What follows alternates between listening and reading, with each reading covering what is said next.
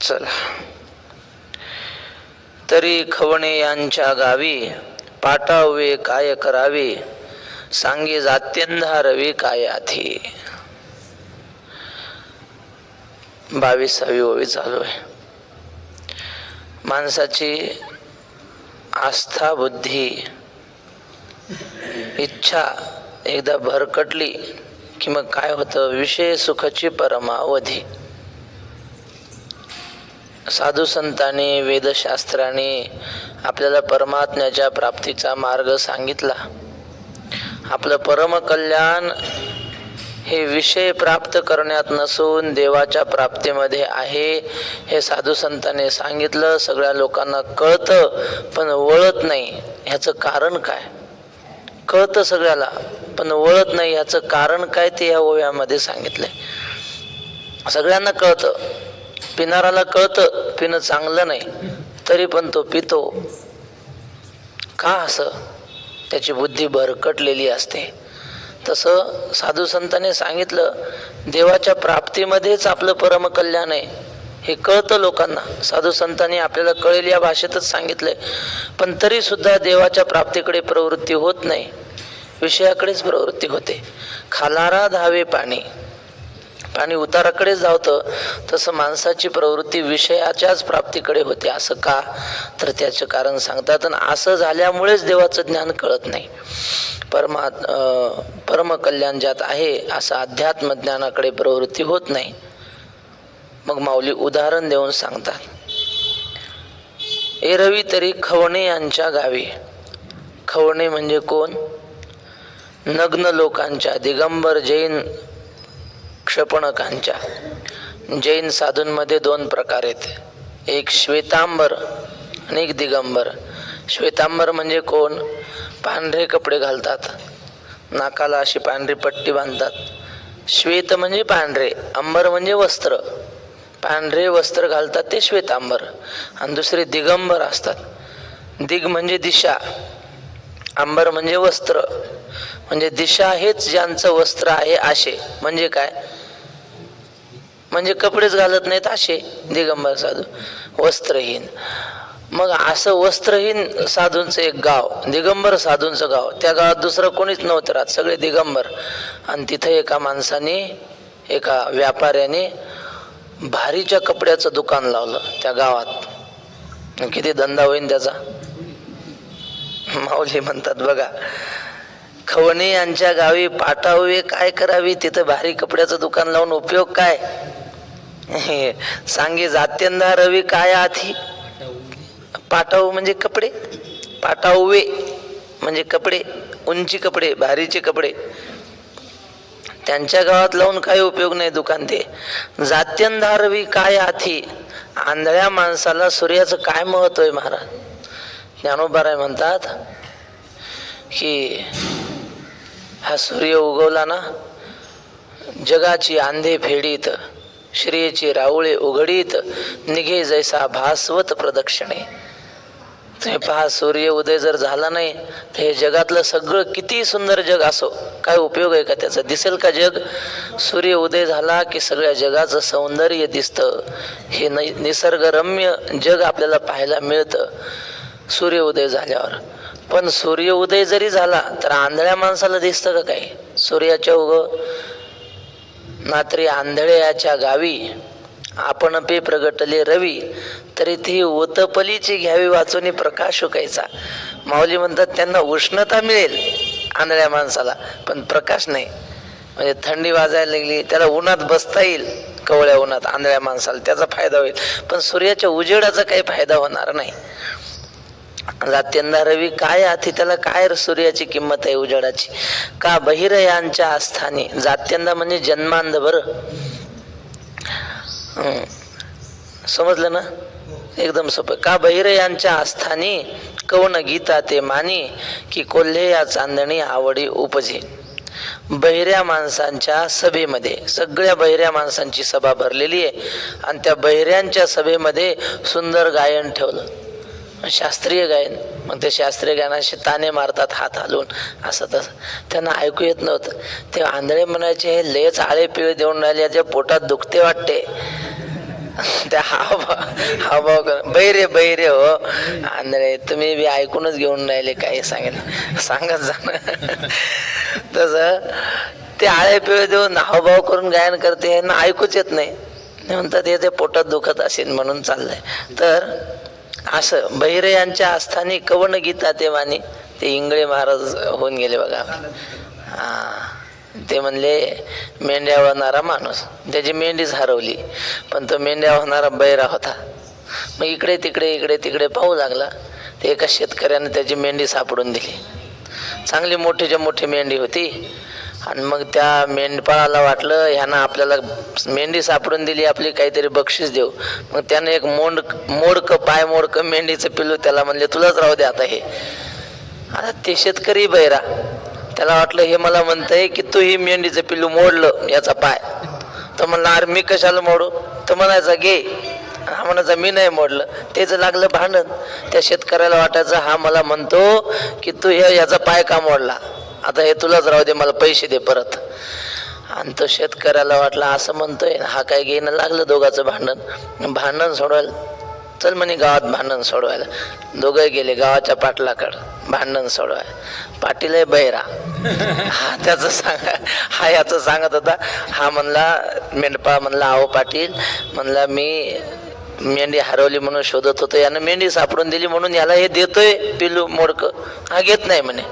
तो म्हणे मी मारलं नाही, काही नाही, माझा काय संबंध आहे त्याच्या पिल्याला दगड मारायचं काठी मारायचं, मी मारलं नाही ह्याला. तो पाटील म्हणे तुम्ही दोघं मला कितीही समजवा, आता मी एकदा तिला घराच्या बाहेर काढलं ना बायकोला, मी आता घेत नसतो म्हणे मध्ये. हे असे बैरे लोक. काय अर्थ आहे. आणि यांच्या सभेमध्ये गायनाचा लता दिदींचा कार्यक्रम आणि भीमसेन जोशीचा कार्यक्रम, काय उपयोग आहे बैरे यांच्या आस्थानी. तुमच्या काकांना माणूस बसलेला होता म्हणतात पाहुणे, आमच्या काकांनी सगळं जे विचारलं ते सांगलं, ते दुसरंच सांगत बसले. पाहुणे त्या गावातल्या माणसाला विचारलं, मुलगा सांगू लागला ते बरोबर आहे का.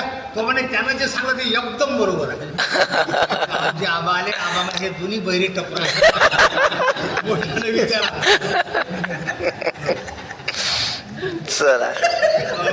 चला असो. अशा लोकांच्या सभेमध्ये गायनाची काय किंमत आहे. कवन गीता ते मानी, त्यांना काय गायनाची किंमत आहे. गायनाची किंमत ज्या खरा ऐकणारा असतो की नाही त्याला कानसेन म्हणतात. कानसेन म्हणजे ऐकण्याच्या बाबतीत हुशार आहे. एका राजाच्या सभेमध्ये गायन चालू होतं आणि संगे जाणकार लोक पुढे बसलेले, पण जाणकारामध्ये काही असे असतात की आम्हाला कळतं हे दाखवणारे, समजत काहीच नसतं. असं करायचं मध्येच ठेका आला सम आली की असा असा हाताला वा असं म्हणायचं. म्हणजे शेजारच्या याला वाटलं पाहिजे हा माणूस लय हुशार आहे, गायनात लय हुशार दिसतो हा माणूस. असं सगळे असे माना डोलवायचे, हात हलवायचे. राजा हुशार होता. राजाच्या लक्षात आले हे सगळे दर्दी नाहीत ऐकणारे, पण दाखवतात आम्ही दर्दी येते. राजानं सूचना दिली गायनाचा कार्यक्रम झाल्यावर. दिवाळीच्या दिवसात होते गायन ते. हे बघा म्हणले उद्या सुद्धा गायनाचा कार्यक्रम असाच होईल, यापेक्षा उत्तम गायक येणार आहेत उद्या सुद्धा. पण उद्या जर कोणी हात आणि मान हलवली तर मानच तोडली जाईल म्हण. तिथंच अजिबात मान हलवायची नाही ना हात हलवायचा नाही, दाद नाही द्यायची. मग तलवारी उघड्या घेऊन शिपाई उभे केले मध्ये, 4 लोकांच्या मध्ये एक शिपाई. मान हलवली की मानच उडवायची, हात हलवला की हातच तोडून टाकायचा, असं सांगितलं सगळ्यांनी. आता गायन सुरू झालं. यांना काही त्यातला रसच नव्हता, उगाच हात पाय हलवले. सगळे शांत बसले जीवाच्या भीतीनं. पण एक खरा दर्दी होता संगीताचा. संगीताचा जो खरा दर्दी असतो ना, तो सम आल्यानंतर त्याची मान हलणार म्हणजे हलणारच. जो खरा संगीताचा ज्ञान आहे तो म्हणला माझी मान तुटली तर चालेल, मी समेवर दाद देणार म्हणजे देणार. सम आली त्याने अशी मान डोलवली. राजा म्हणला खरा दर्दी हाय म्हणे ऐकणारा, याने जीवाची पर्वा केली नाही. सांगण्याचं तात्पर्य काय, अशा लोकांमध्ये संगीताचा कार्यक्रम असला तर ते योग्य आहे, त्याला मान आहे त्या संगीताला. बहिऱ्या लोकांमध्ये संगीताला काय मान आहे महाराज. हे माऊलींचं अगदी कळकळून बोलणं चाललंय बरं. यांना आपण तत्वज्ञान सांगतो, या लोकांना सांगून काय उपयोग. आम्हाला एक श्लोक होता मराठीतला श्लोक, ते कोकिळेचं सुंदर गायन चालू आणि कावळे काव काव काव काव करायले.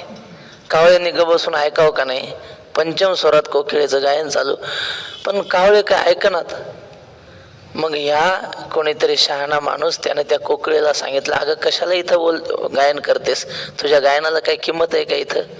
म्हणजे पाहतो कोकिळेकडे आणि उपदेश शहाण्या माणसाला करतो की ज्यांची तुझ्यावर श्रद्धाच नाही त्यांना कशाला सांगतोस.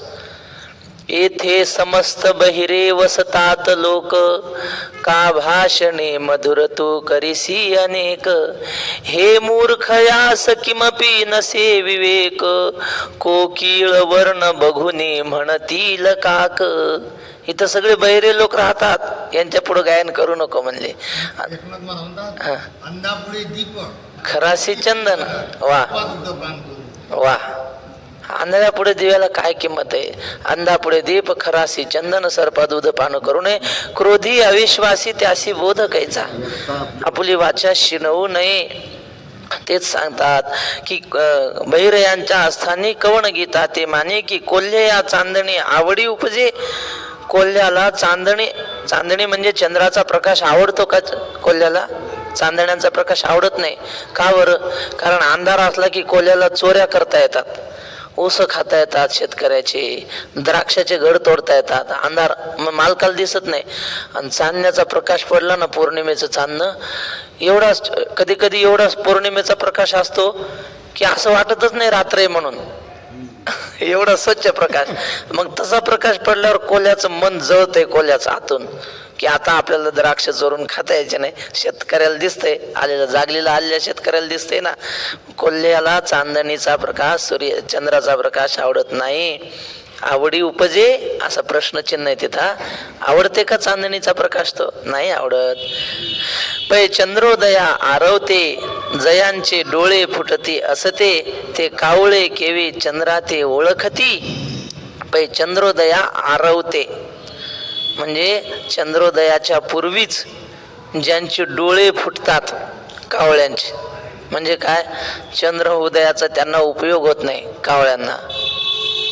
चंद्र उदयाचा उपयोग जगाला होतो. मस्त त्या चंद्राच्या प्रकाशाचा आनंद घेता येतो, शीतलतेचा आनंद घेता येतो. कावळ्याला एकच डोळा असतो महाराज, त्याचं एकाक्ष हे नाव आहे कावळ्याचं. म्हणजे हे बुबुळ एक असतं आणि ते इकडं पाहायचं की असं नाक असं तोंड करतं, इकडं पाहायचं की असं. तुम्ही जरा निरीक्षण करून पहा. मला माहित नव्हतं, आम्हाला लहाने माऊलीने सांगितलं होतं कावळ्याला एकच डोळा आहे म्हणजे. ते इंद्रायणीच्या स्नानाला आले होते आणि मी आपलं दुसरा अध्याय पाठ करत होतो गीतेचा, आणि त्यात कावळा होता. मला म्हणले, महाराज बघा त्याला एकच डोळा आहे. आणि ज्ञानेश्वरीतली ओवी पण सांगितली होती, एकाक्ष. तसा तो कावळा आहे ना, चंद्राच्या प्रकाशाचा त्याला उपयोग होत नाही. का? कारण कावळ्याचं काम काय माहिती ना, ढोराला जनावराला जिथं जखम झाली तिथं टोचण्या मारणं, हा कावळ्याचं काम आहे. आणि ते सूर्याच्या प्रकाशात दिसतं जखमा जनावराच्या, आणि चंद्राच्या प्रकाशात कुठं दिसतं एवढं बारीक. म्हणून त्याला चंद्राच्या प्रकाशाचा उजेड काही त्याच्या फायद्याचा नाही. म्हणून कावळे केवी ओळखते, हा चंद्रोदय आरवते, जयांचे डोळे फुटती असते, ते कावळे केवी चंद्राते ओळखती. डोळे फुटती म्हणजे काय? दिसत नाही त्यांना. आता हा मराठी भाषेतला वाक्प्रचार आहे का, अरे बघ ना तिथं सुय असेल म्हणजे त्याला सापडत नाही. डोळे फुटले का तुझे म्हणतात, म्हणजे काय? दिसत नाही का? आता हे मराठी भाषा शिकल्याशिवाय हे शिकून जमत नाही. हे मातृभाषा ज्याची त्यालाच कळणार. अहो समजा एखाद्याने मराठी भाषेतला शब्द आहे दार लाव, असं आपण म्हणलो. दार लाव म्हणल्यावर काय करते माणूस? दार बंद करते की नाही? बर. आणि दिवा लाव म्हणल्यावर दिवा चालू करतात. आता क्रियापद एकच आहे, अर्थ विरुद्ध झाले. मग आता हे भाषा व्याकरण शिकून कळेल का ही मराठी भाषा? नाही, हे मातृभाषा ज्याची त्यालाच कळेल. तसं डोळे फुटती असते म्हणजे चंद्रोदयाच्या पूर्वी ज्याचं दिसणं बंद होतं असा कावळा, त्याला काही दिसत नाही. ते कावळे केवी चंद्राती ओळखती. ते कावळे काय चंद्राला ओळखणार आहेत? ओळखत नाहीत महाराज. श्री गुरु बंडा तात्या म्हणले, काही लोक म्हणतात आम्ही देवाला मानतच नाही. म्हणले मान नको, त्यात काय विशेष आहे? गावातले कुत्रे मानत नाहीत म्हणले देवाला. कुत्रे मानतात का देवाला? मानलं असतं तर कुत्र्याने देवाच्या दारात घाण केली असते का? नाही. तसं कावळ्याच्या जातीचे काही माणसं आहेत, कावळा चंद्राला मानत नाही, तसे काही लोक देवाला मानत नाहीत. ते कावळे केवी चंद्रा ते ओळखती, तैसी वैराग्याची शिव न देखती. हा सिद्धांत आता महत्वाची ओवी आहे, अगदी पाठ करून ठेवण्यासारखी ओवी. हा, तैसी वैराग्याची शिव न देखती, जे विवेकाची भाष नेणती, ते मूर्ख केवी पावती मज ईश्वरा. ते वैराग्याचं गाव नाही, शिव सुद्धा पाहत नाही त्या वैराग्याच्या गावाची. आणि त्या लोकांना किंवा विवेकाची भाषाच, ज्ञानाची भाषाच त्यांना माहित नाही. ज्ञान, कीर्तन, प्रवचन हे काय असतं काहीच ठाऊक नसतं काही लोकांना. महाराष्ट्रात जन्मले, आळंदी नाव सुद्धा ऐकलेलं नसतं. मी पाहिला त्या माणसाचं वय असेल 21-22, मुलगा. त्याने विचारलं कुठं राहतं, म्हणलं आळंदी. त्याला आळंदी म्हणता येत नव्हतं, आळंदी कोण्या राज्यात आहे हे माहीत नव्हतं. त्याला काय ज्ञानेश्वरी माहीत असणार. महाराष्ट्रात जन्मलेला सांगतो, आमच्या शेजारी यवतमाळ जिल्हा आहे ना, यवतमाळ जिल्ह्यातला. आणि त्यांना कसं काय ज्ञानेश्वरी कळेल, काहीच नाही माहिती. आणि त्यांच्या पुढे काय तत्वज्ञान सांगणार. ते राजेश्वरानंद म्हणून आहेत बघा, साधू, भागवताचार्य, रामायणाचार्य.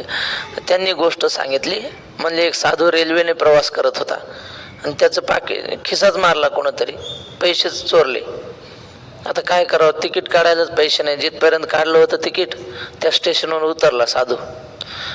म्हणलं आता काय करावं, पैसे नाहीत. शेजारी असं खेडगाव दिसलं एक स्टेशनच्या जवळ. म्हणलं आपण काय करू, या गावात जाऊ, एखादा चांगला माणूस दिसला त्याच्या घरी 7-8 दिवस भागवत सांगू.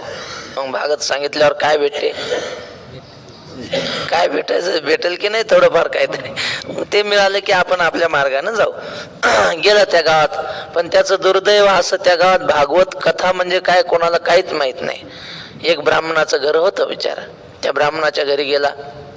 म्हणला अहो आपण भागवत करायचंय म्हणले तुमच्या गावात, काही करता येईल का नियोजन. ते म्हणलं ते काय असेल ते पाटलाला सांगा. पाटलाच्या घरी नेलं. पाटील बसला होता आपला बिड्या ओढत गप्पा मारत 4-5 लोकांसोबत. म्हणले आपल्याला भागवत करायचं. ते म्हणले बरं. त्या पाटलाला वाटलं काय भागवत म्हणजे गारुड्याचा खेळबिळ असणे, नेहमी येतात गारुड्याचा खेळबिळ करणार. बार करा म्हणला, चला आमच्या पुढं करा सुरू. ते म्हणले तसं नाही जमत, ते तुम्ही सगळ्यांनी असं पुढं बसावं लागतंय आणि मग भजन करावं लागतंय थोडं देवाचं, मग सुरू करू. बरं चालतंय म्हणे. कसं काय भजन. मग भजन सुरू केलं. पण पाटील खाली नाही बसला, महाराजाच्या शेजारीच.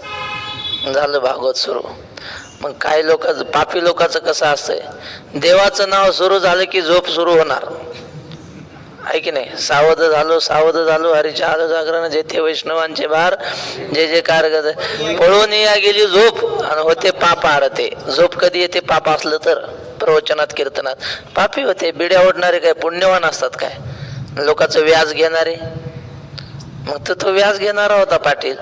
महाराजाच्या जवळ बसला आणि भजन सुरू झाल्याबरोबर डुकलं आलं ते महाराजाच्या अंगावरच पडला. महाराजांनी उठवला, अहो नीट बसा, असं काय करता म्हणे. पुन्हा सुरू झालं, पुन्हा डुकली हल्ली महाराजाच्या अंगावरच पडला. बाया माणसं बिचारे, त्याला वाटलं काहीतरी देवा धर्माचं चाललंय, पूजेचे ताटं बिटं घेऊन आले आरतीचं. शेजारने पाजारने 2-3 वेळा अंगावर पडला बा पाटील. महाराज रागावला, जे एक ठेवून दिली पाटलाच्या कानाखाली. काय अक्कल आहे का म्हणे, अंगावर पडतो खुशाल. मग आता पाटील रागीट तामसी राक्षसी माणूस तो, त्यानं महाराजाला दिली ठेवून. जे दोघाची मारामारी लागली, पण ऐकणाऱ्या लोकांना वाटलं हे भागवतच आहे, हे भागवत, यालाच भागवत म्हणतात. जी भागवत सुरू झालं, बाया दुरूनच पाया पडायच्या. लय जोरात भागवत चालू झालं, सगळे लोक पायाला, लेकरं उड्या मारायचे. काय सुरू झालं, भागवत सुरू झालं. हे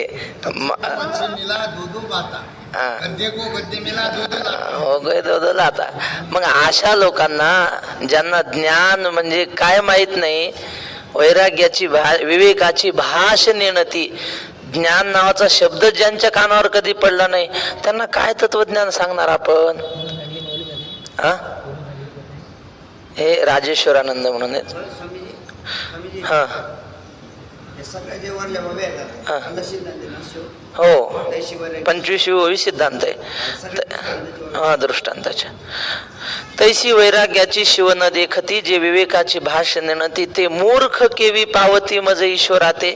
ते मूर्ख काय मला ईश्वराला प्राप्त होणार आहेत का? ते अजिबात प्राप्त होणार नाहीत.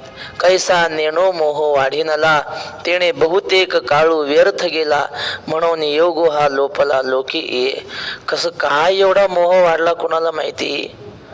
आईच्या पोटामध्ये असतो ना बाळ, तेव्हा देवाला प्रार्थना करतो, म्हणतात एक वेळ करी या दुःखा वेगळी, एक वेळ करी या दुःखा वेगळे, दुरिताचे जाळे उगवोनी,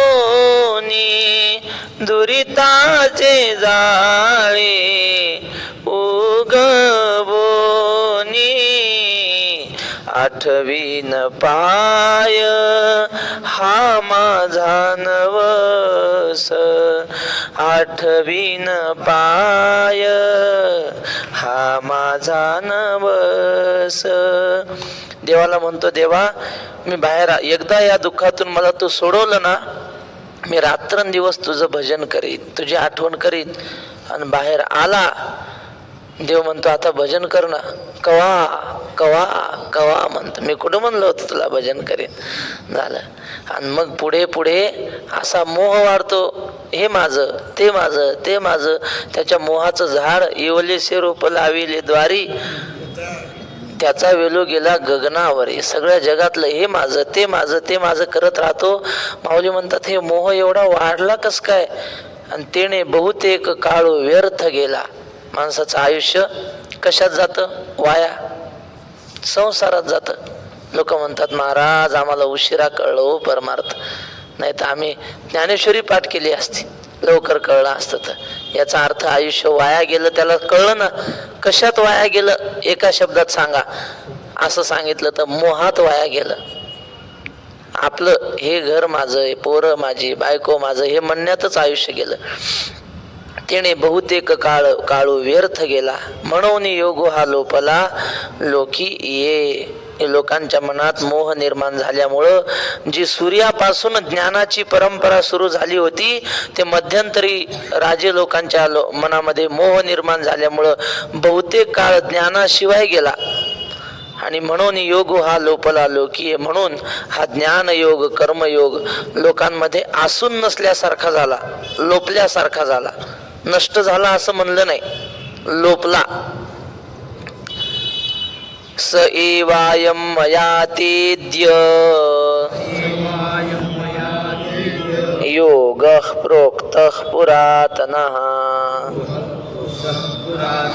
भक्तोऽसि मे सखाचेति,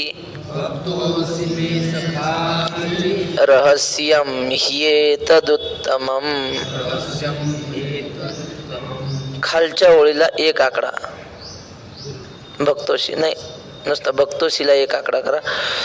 त्यानंतर वरच्या ओळीतला स 2 आणि खालच्या ओळीतला चेती 3.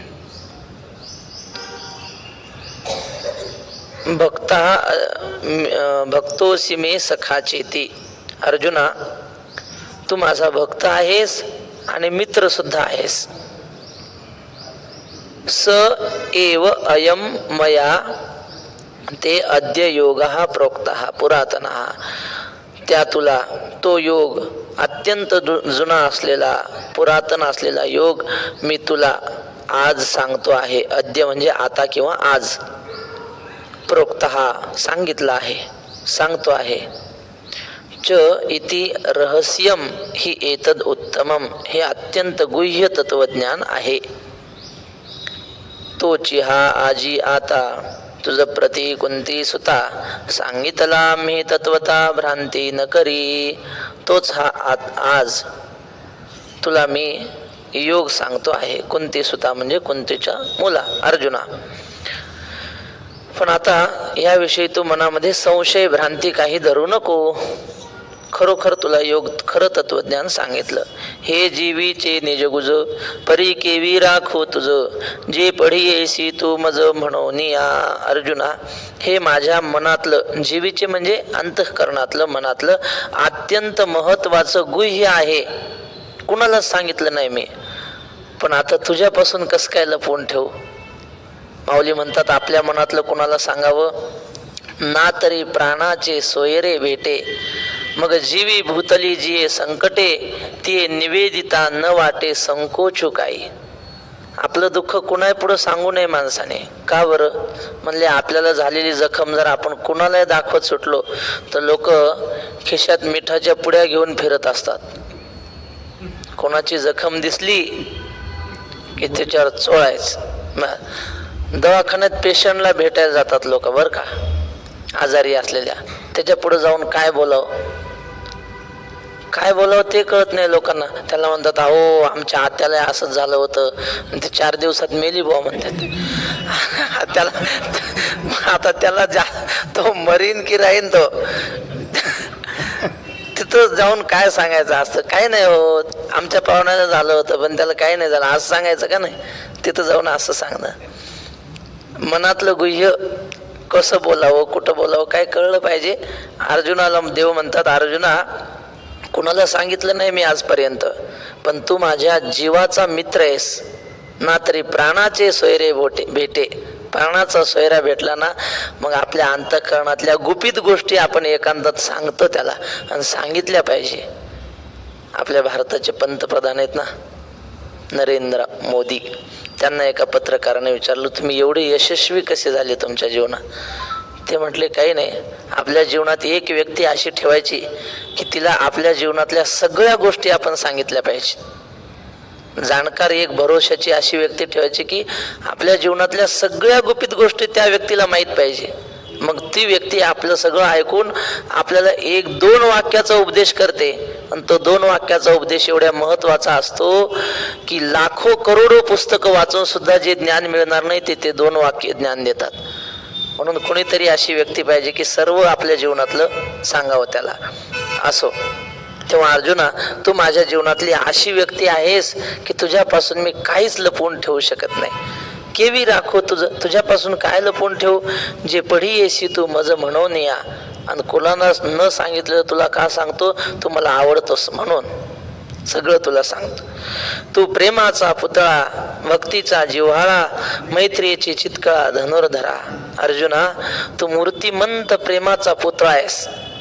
तो हाडामासाचा पुतळा नाही, मला वाटतं साक्षात प्रेमाचा पुतळा आहेस तू. असे काही माणसं असतात प्रेमाचे पुतळे. वैकुंठवासी बोधे बाबा होते. मूर्तिमंत प्रेम, कितीही आगाऊ पोरगा असो त्याच्या खांद्यावर हात ठेवून त्याला समजावून बरोबर परमार्थाला लावणारे असे प्रेमाचा पुतळा. भक्तीचा जिव्हाळा. अर्जुना, तू भक्तीचा ओलावा आहेस. अर्जुनाच्या अंतःकरणात सतत भक्ती म्हणजे नामस्मरण. तो झोपला तरी त्याच्या रोमारोमातून कृष्ण कृष्ण कृष्ण असं ध्वनी यायचा अर्जुनाच्या. म्हणून भक्तीचा ओलावा म्हटलंय. जिव्हाळा म्हणजे जरा कसा असतो? थोडाच असतो पण तो सतत चालू असतो. आणि पूर कसा येतो? एकदम येतो 2-4 दिवसात पुन्हा सुकून जातो. काय नाही, थेंबही राहत नाही. याचं तसं नव्हतं अर्जुनाचं. भक्तीचा झरा होता. जाणे भक्तीचा जिव्हाळा आणि तोची दैवाचा पुतळा. हे बघा, पुतळा याच ओळीत आलाय आणि जिव्हाळा याच ओळीत आलाय. तुकोबाराचे दोन्ही शब्द. मैत्री याची चितकळा धनुर्धरा. अर्जुना, तू काय मित्रत्व रूपी चैतन्याचा अंश आहेस. तुझा जीव म्हणजे मित्ररूपी जीव आहे. आम्हाला श्लोक होता पण आता मला तो आठवतो की नाही. असं म्हटलंय त्यांनी की केन रत्नमिदम सृष्टम मित्र मित्यक्षरद्वयम. हे मित्र नावाचं 2 अक्षराचं रत्न कोणी निर्माण केलं बरं? कारण दुःखामध्ये तो आपल्याला सांत्वना देतो, आपल्या आनंदामध्ये आपल्या आनंदात सहभागी होतो. असं मित्र नावाचं रत्न आहे अर्जुना. तू अनुसंगाचा ठावो, आता तुझं काय वंचू जाओ, जरी संग्रामारूढ आहो जाहलो आम्ही. तू मला नुसतं आवडतोस असं नाही, आणि आपलं रक्ताचं बी नातं आहेच की. अनुसंग म्हणजे मागून जुळलेलं नातं. मागून कोणतं नातं जुळलं होतं अर्जुनाशी सांगा. हा, बहिणीचं नातं. सांगा की तेच आहे ते. हा, देवाची सुभद्रा नावाची बहीण अर्जुनाला दिली होती ना, त्यामुळं मागूनही आपलं एक नातं जुळलेलं आहे असा एक अर्थ अनुसंगाचा, असा एक अर्थ. सुभद्रेचा पती आहेस म्हणून, किंवा सख्याचा विश्वासाचा तू आधार आहेस. आता तुझं काय वंचू जाओ. आता या सुभद्रेचा विवाहाचा प्रसंग फार अति सुंदर सांगायचे बघते बाबा, पण आपल्याला वेळ नाही ना. तू अनुसंगाचा ठाव, आता तुझं काय वंचू जाओ. तुला सोडून, तुला न सांगता कसं काय जाता येईल मला, आणि तुझ्यापासून काय ठेवता येईल मला न सांगता. जरी संग्रामारूढ आहो झालो आम्ही, जरी आपण लढण्यासाठी इथं आलो असलो, खरं सांगा हे प्रवचन करायची वेळ आहे का? लढाई करायची. आता सगळे लोक तिकडून शस्त्र वर्षाव चालू झाला आणि इकडं अर्जुनाला देव भगवद्गीता सांगतो आहे. हा प्रसंग आहे का सांगण्यासारखा? नाही. तरी पण मी तुला सांगितल्याशिवाय राहणार नाही म्हणले. संग्रामारूढ आहो जरी झालो आम्ही, जरी आम्ही संग्रामारूढ म्हणजे युद्धाला सज्ज झालो असलो, तरी तुला हे सांगितल्याशिवाय मी राहू शकत नाही. तरी नावेक हे सहावे, गाजाबज्ज ही न धरावे, परी तुझे अज्ञान तो हरावे लागे आधी. हे गडबड गोंधळ. गाजाबज्ज म्हणजे काय? गडबड. युद्ध रणांगणावर सगळं रणवाद्यांचा गोंगाट चालू होता. हे सगळं मी सहन करतो. कीर्तनकाराला, प्रवचनकाराला आवाज गडबड सहन होत नाही महाराज. तुम्ही बघा, विक्षेप झाला ना, भयंकर त्रास होत असतो वक्त्याला. त्याची मरणासारखं दुःख होतं. पण देव म्हणले ते सगळं दुःख मी सहन करीन तुझ्यासाठी, कारण युद्धात काय शांतता थोडीच राहणार आहे. तुझ्यासाठी नावे के हे सहावे, हे सगळा गोंगाट मी सहन करतो. गाजाबजाई न धरावे, या गोंधळाचा मला काही त्रास होत नाही. परी तुझे अज्ञानत्व हरावे लागे आधी, पण तुझ्या मनातला अज्ञानपणा, तुझं अज्ञान नष्ट करणं हे माझं परम कर्तव्य आहे. अर्जुन उवाच अपरम भवतो जन्म परम जन्म विवस्वतः कथमेतद्विजानीयाम् त्वमादौ प्रोक्तवानिति. श्लोकाचा अन्वयार्थ उद्या पाहू. फक्त आज एक महत्वाचा विषय तेवढा सांगतो आणि मग थांबूया. आज ओवी गेली महत्वाची. तैसी वैराग्याची शिव न देखते, आणि विवेकाची भाषण येणती, ते मूर्ख केवी पावते मज ईश्वरा. ते राहू द्या, आई तिथूनच पाया पडा. वैराग्याची शिव न देखते. आपल्या वारकरी संप्रदायात काही महात्मे होऊन गेले. वैराग्य असल्याशिवाय ज्ञान होत नाही, याच्यासाठी सांगतो. वैकुंठवासी रंगनाथ गुरुजी परभणीकर, त्यांना नंदलाल धूत म्हणून संभाजीनगर येथे एक मारवाडी होता. त्याचा स्कूटीचा कारखाना, स्कूटर वगैरे बनवण्याचा कारखाना. त्याने 35 एकर जमीन दान दिली. दान रंगनाथ गुरुजींना म्हटला, महाराज हे 35 एकर जमीन, त्यात 3 विहिरी आणि 4 बैल जोड्या तुम्हालाच राहू द्या म्हणे. रंगनाथ गुरुजी म्हणले, कमाल झाली म्हणले. अरे मी पाठ सांगणारा माणूस, मला काय आता शेतात आऊत धरायला होतो का म्हणले तुझ्या? मला नको तुझी जमीन आणि शेतीन, काहीच नको. तो म्हणला, काही करावं, मी तुम्हाला देऊ केली म्हणे, आता ते काय करायचं ते तुम्ही पहा. गुरुजी म्हणले, मला देण्यापेक्षा सोनपेठकर भगवान शास्त्री म्हणून आहेत, फार प्रकांड पंडित, भारतात त्यावेळेस 2 क्रमांकाचे विद्वान होते ते. पण गरिबी एवढी, कोणाचा पैसा घ्यायचा नाही. आला 1000 रुपया कोणी दिला तरच घ्यायचा, अयाचित वृत्तीनं राहायचं. तर महाराज जगातले 2 क्रमांकाचे विद्वान असून त्यांच्या 2 मुलींचे लग्न झाले नाही. कशामुळं? पैसा नसल्यामुळं. कसे राहत असतील जुने लोक. आणि आता तर काहीच येत नाही आम्हाला. 2 टिपणावर फॉर्च्युनर गाडी घेतो आम्ही, 2-4 चाली. यांनी धर्म विकला नाही जुन्या लोकांनी. काही हो, पण कोणाकडे हात पसरायचा नाही पैशासाठी. तर गुरुजी म्हणले, बाबा मला देण्यापेक्षा म्हणले भगवान शास्त्रींना दे. तर ती 35 एकर जमीन भगवान शास्त्रींना त्यांनी दिली. मला सांगायचं हे होतं की गुरुजींकडे किती वैराग्य. घेतली का जमीन? काही नाही घेतली. दुसऱ्यांना त्यांना, त्यांचं किती वैराग्य भगवान शास्त्रीचं. कोणाकडे कधी हात पसरला नाही. वैकुंठवासी रंगनाथ गुरुजीकडे लोक पाया पडायला यायचे. म्हणायचे, अहो गुरुजी तुम्ही किती वैराग्यवान.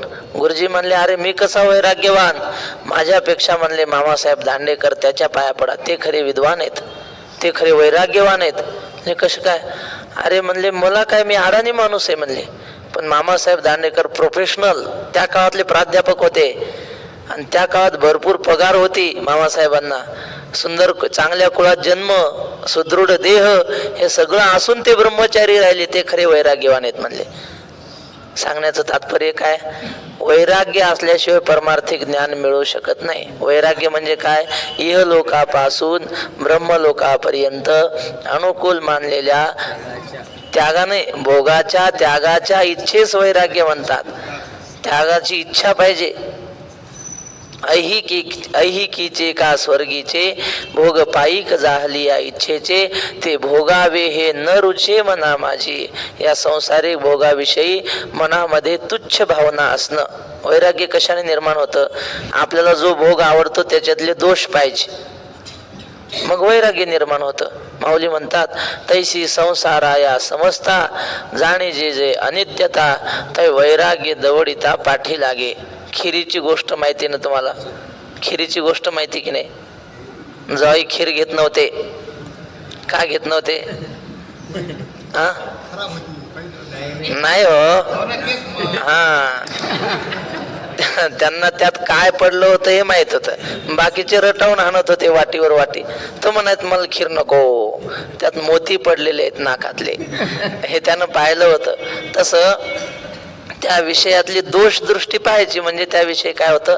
वैराग्य निर्माण होतं. आणि विरक्ती वाचून एकही ज्ञानासी तगणेची नाही. म्हणून जिथं वैराग्य असेल तिथंच ज्ञान राहतं. म्हणून आपल्याला जर वैराग्य म्हणजे भोग, त्याग करणे. हा अनुकूल असून मला पंतप्रधान व्हायचं नाही, मी म्हणते हा तुला भेटते का ते? हा आपल्या जवळ असलं पाहिजे ते. बरोबर आहे ना, तेच. चला इथं थांबू आपण, राहिलेला विषय उद्या. आता विश्वात्मके हा